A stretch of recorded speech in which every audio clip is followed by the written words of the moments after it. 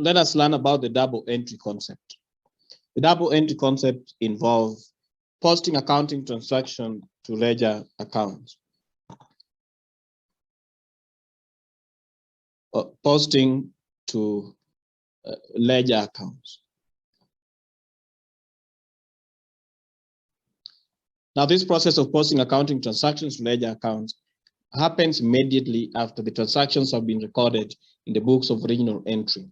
That therefore means that each book of original entry has a corresponding ledger account that it fits with information. So all the information that is recorded in the books of original entry are supposed to be recorded or posted to various ledger accounts. An account shows the effect of each and every transaction on a given item of an asset, a liability, equity, revenue, and also expense account. That therefore means that every accounting transaction must have an effect in accounts. Right. The double entry concept, therefore, says that an accounting system has two effects. That is, one effect is a debit effect, and the other effect is a credit effect. When recording accounting transactions, at least one account is debited while another account is credited. To debit an account means record on the debit side.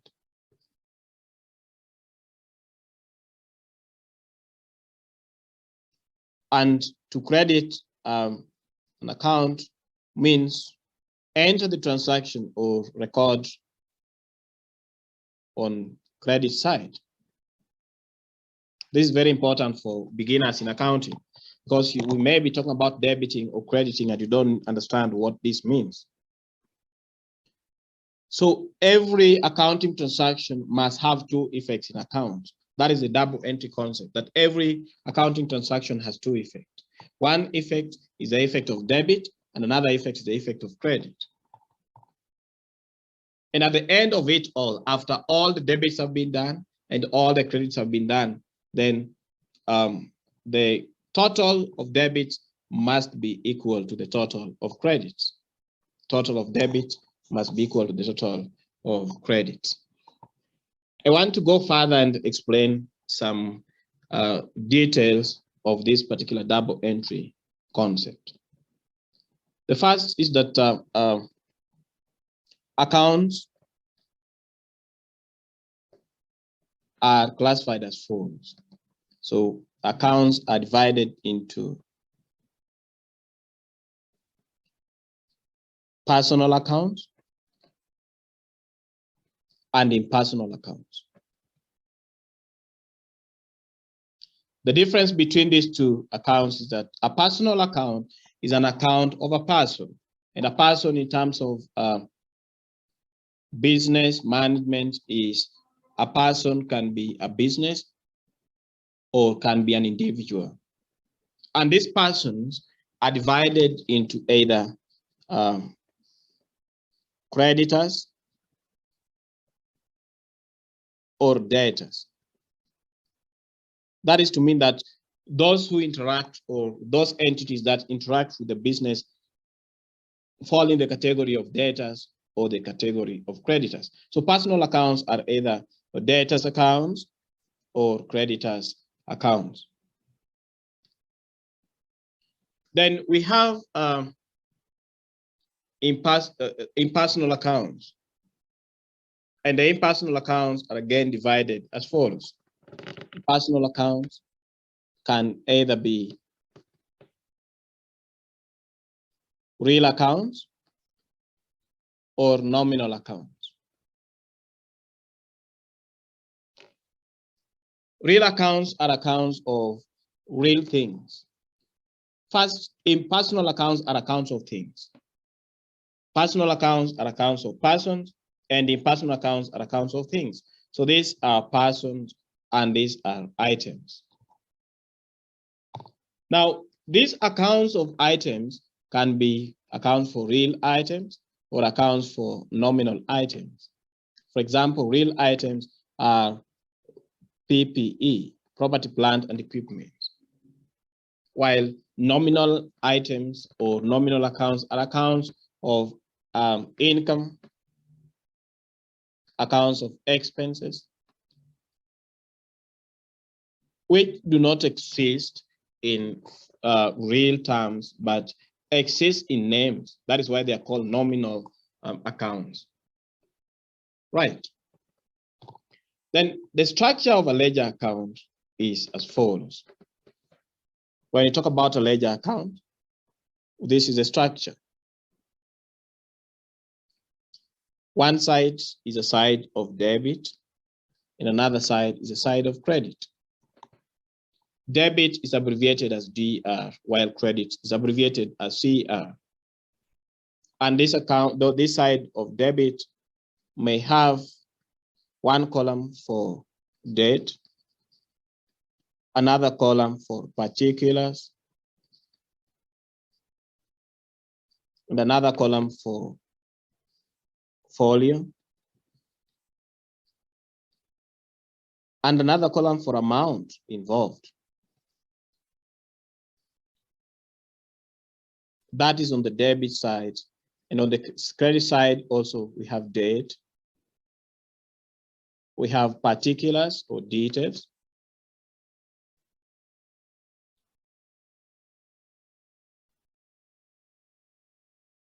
and then we have folio and amount involved. Now this therefore means that each and every side have the same details. This is a ledger account, or here we can have name of the account, name of the account. So the name of the account will be written there. For example, an account for cash, we call it cash account. An account for furniture, we call it furniture account, and so on. Now, double entry that we've talked about has rules that guides it. So I want us to look at the rules of double entry briefly. Rules of double entry.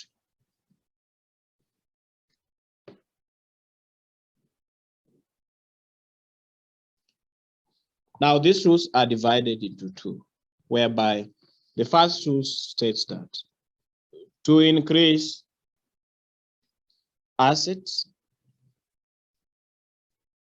expenses,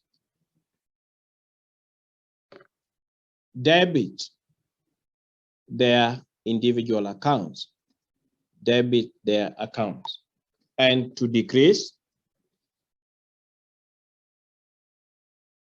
assets and expenses, credit their accounts. That is rule number one.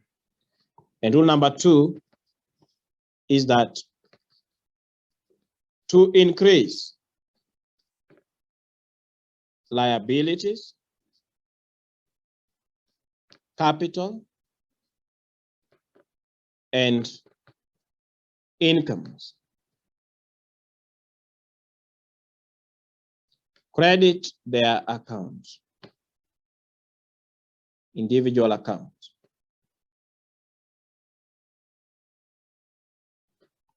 And to decrease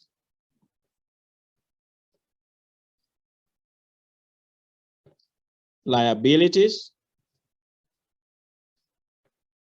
capital, and incomes, debit their accounts. Remember, I've said to debit is to record on the debit side or make an entry on the debit side of the account, and to credit is to make an entry on the credit side of the account. The rules are summarized as follows. When we make a debit, then we are increasing assets and expenses, as you can see. But when we make a debit, we are decreasing liabilities, we are decreasing equity capital, and we are decreasing revenue. In a case we make a credit entry, as you can see here, credit entry, and a credit entry increases liability, equity, and revenue, while it decreases asset and expenses. As you can see here, remember the accounting equation. So these particular items are arranged according to the accounting equation in this area, where we say that assets equal to liabilities plus equity, which is capital. While this particular arrangement is aimed at determining the profit in the income statement. So today we may not focus much on that, but we will just want to understand the rules of double entry, increasing or decreasing. Further, we can look at this. The summary of debits and credits is that usually we have normal balances, which are debit balances. And when you talk about a debit balance, this is a situation whereby the debit side is greater than the credit side. So assets usually have a debit balance, or for assets, usually we expect that the debit side is greater than the credit side. That is also the same with expenses. And normal balances, which are credit, are for liabilities. We expect that the balance will be a credit balance. Equity, we expect that the balance will be a credit balance, and also revenue. But then when balancing account later, we shall understand this better. We shall understand this better when we look at an example where we are balancing ledger accounts. Allow me now to focus on various transactions that are illustrating double entry, or that are affected by the double entry concept. So the specific transactions that I want to focus on are as follows. Accounting for sales transactions.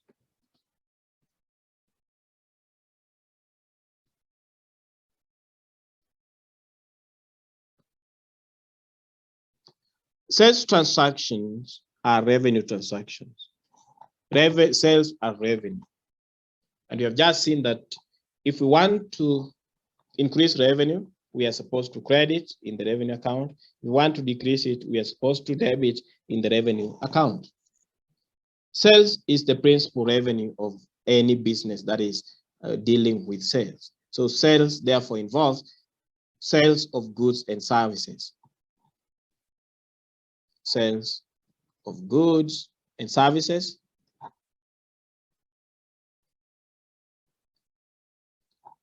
In ordinary course of business, in ordinary operations of the business. Now, this is the major operating income. That is the major operating income. Sales can either be in cash, or it can be on credit. Can make sales in cash, or sales can be made on credit. Therefore, the entries are made as follows. In number one, in case of cash sales, of course, cash sales can also be through cash in hand or cash in the bank. So in case of these cash sales in hand or in the bank, then debit. Debit, cash, or bank account, and credit, sales account. Now, what do I mean here? When we make sales for cash, then cash is an asset which is increasing. And we remind ourselves that we say that to increase an asset, we are supposed to debit. That is the reason why we debit cash account or bank account. Sales is revenue. And when sales is increasing, like when we make sales, sales are increasing, and therefore we are supposed to credit the account of sales to increase revenue. Now we debit or credit with the amount involved, with cash received or with the amount of sales made. With the amount of sales made. Secondly, we may have sales on credit. So in case of credit sales, debit, accounts receivable or debtors. Accounts receivable, also known as debtors account. Accounts receivable or debtors account, and credit sales account. In this case also, an asset is increasing, and the asset is accounts receivable, which is the debtors. And revenue, which is sales, is also increasing.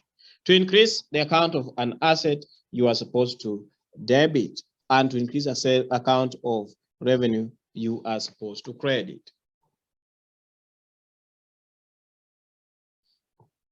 That is how to make entry in the sales of sales transactions.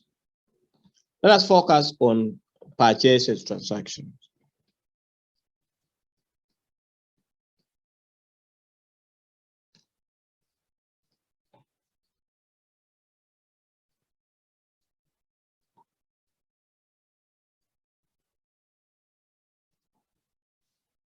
Purchases here involve acquiring goods which are supposed to be sold, goods for resale.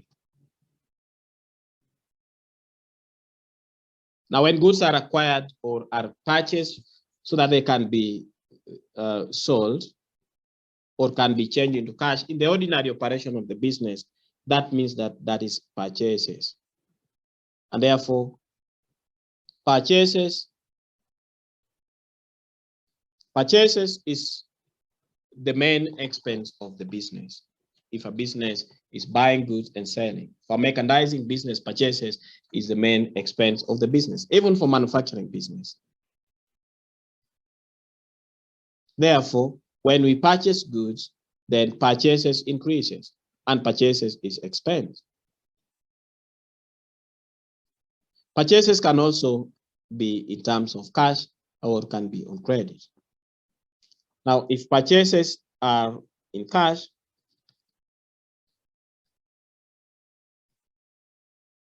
for cash purchases,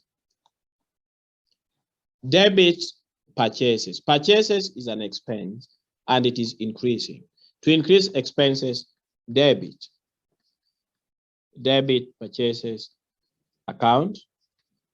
But when you make purchases in cash also, cash, which is an asset, is decreasing. To decrease assets, credit. Credit cash in hand or cash in the bank.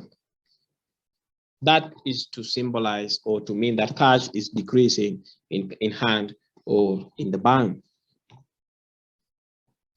Secondly, for credit purchases,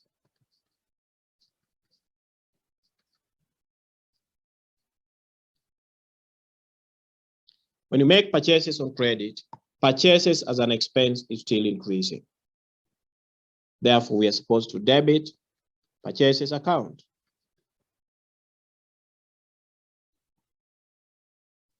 Debit purchases account. But in this case, instead of cash decreasing, then a liability known as accounts payable is increasing.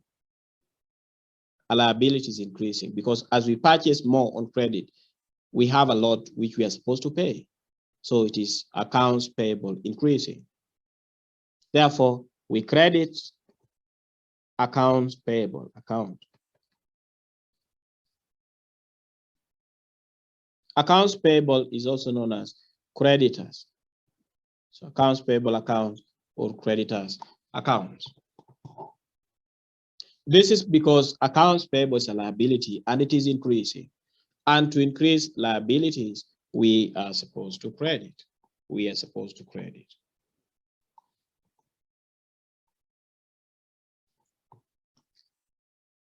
Apart from sales, we also have other incomes. There are other incomes for a business which are not sales. So let us see how we can account for these other incomes.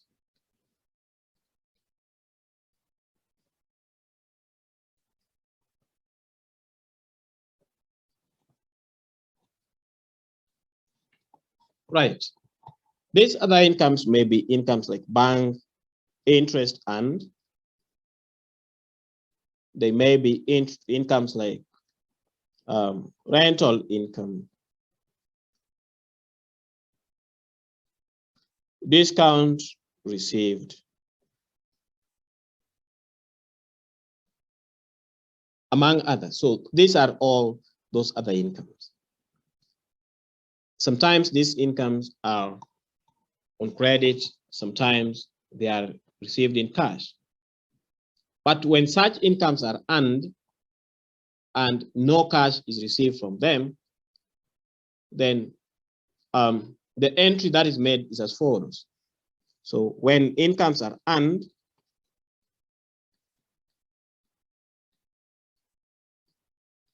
when earned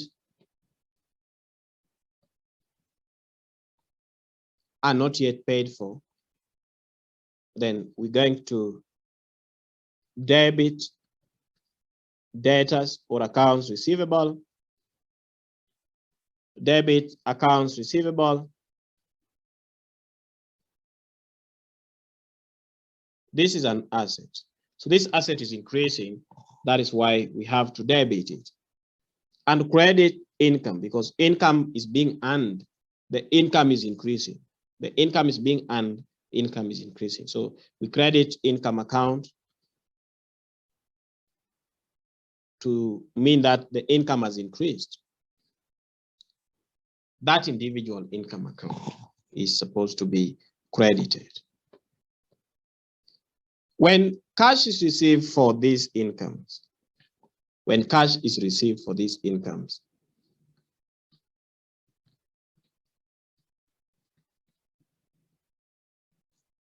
when cash is received, the incomes, debit cash, or sometimes bank account, because they may be received directly through the bank, and credit accounts receivable.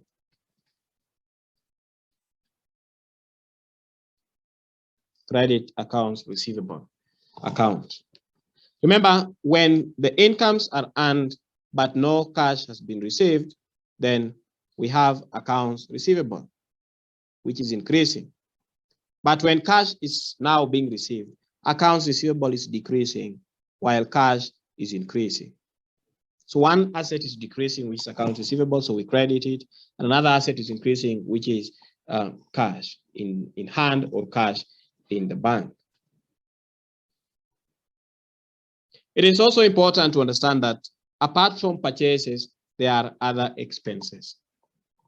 In order to account for these other expenses, then the following entries need to be made.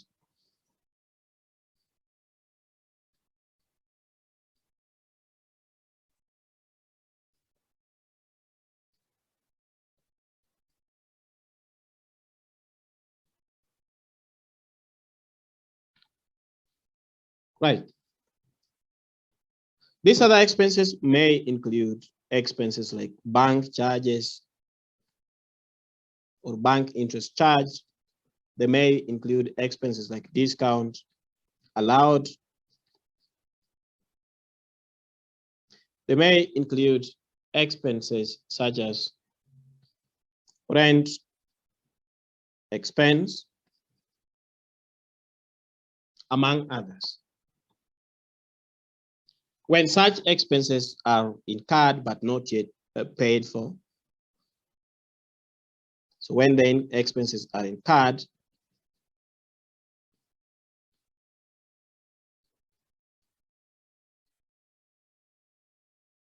when the expenses are incurred,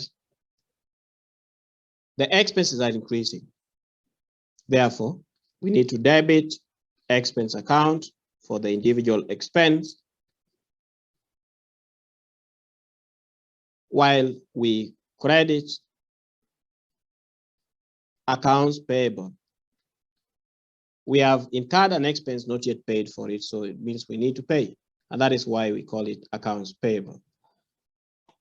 So accounts payable, which is a liability, is increasing, and the expense, which is also increasing.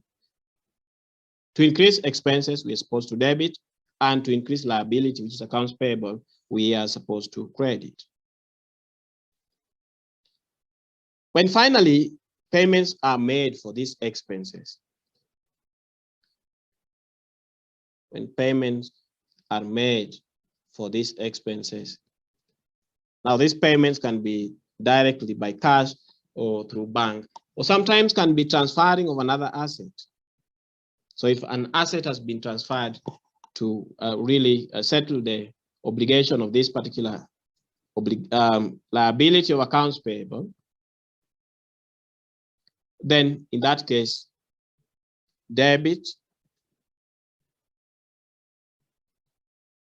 accounts payable, debit accounts payable account. This is to reduce the accounts payable, because when you make payments, we reduce the accounts payable. And credit cash, bank, or specific asset which has been transferred to finally settle this particular obligation, which is the accounts payable. That is how to account for the expenses other than purchases. Lastly, let us look at accounting for capital.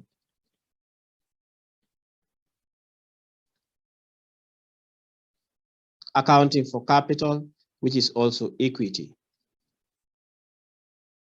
Accounting for capital or equity.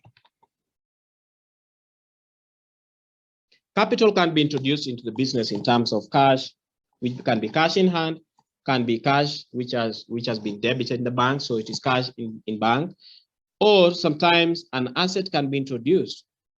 The owner of the business may introduce his motor vehicle to be used in the business as part of the capital.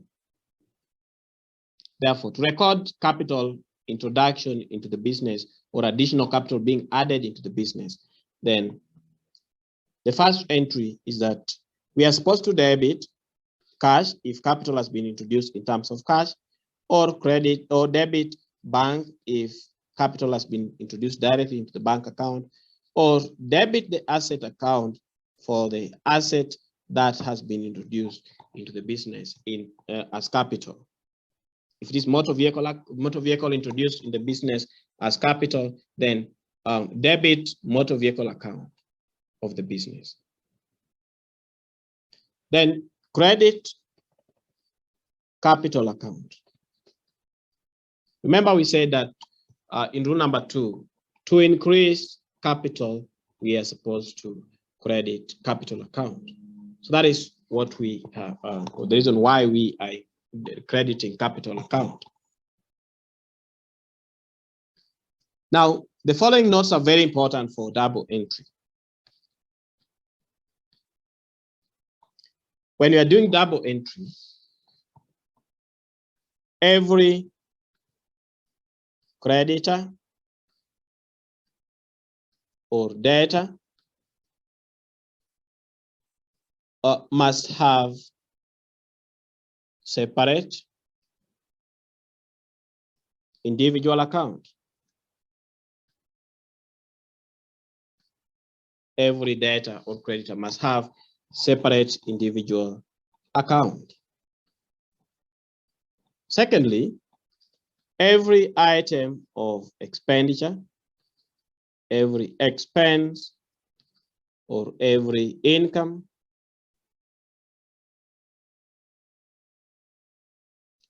must have individual accounts.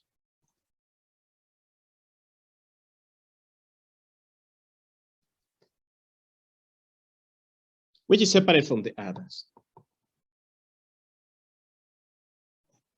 Number 3, every asset or liability must have separate individual accounts.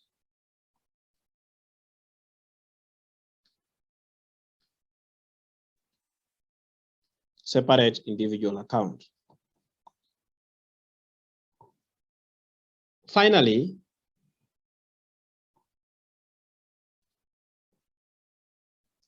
purchases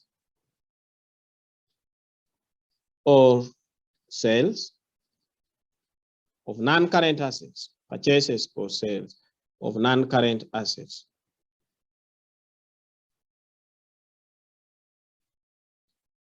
are not recorded in purchases or sales account.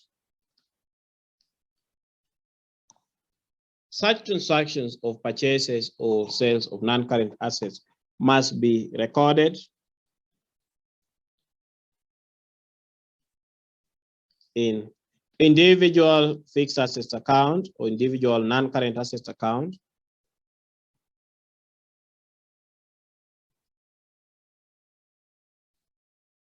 non-current assets account, that is in case of purchases, and individual asset disposal account.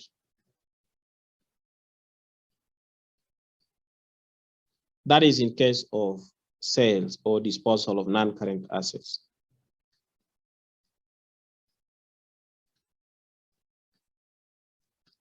That is in case of disposals. So don't like purchase a motor vehicle, then you record in the purchases account. Purchases account records purchases of goods which are meant for resale in the normal course of business. You buy a furniture, record it in the furniture account. You buy a motor vehicle, record that in the motor vehicle account.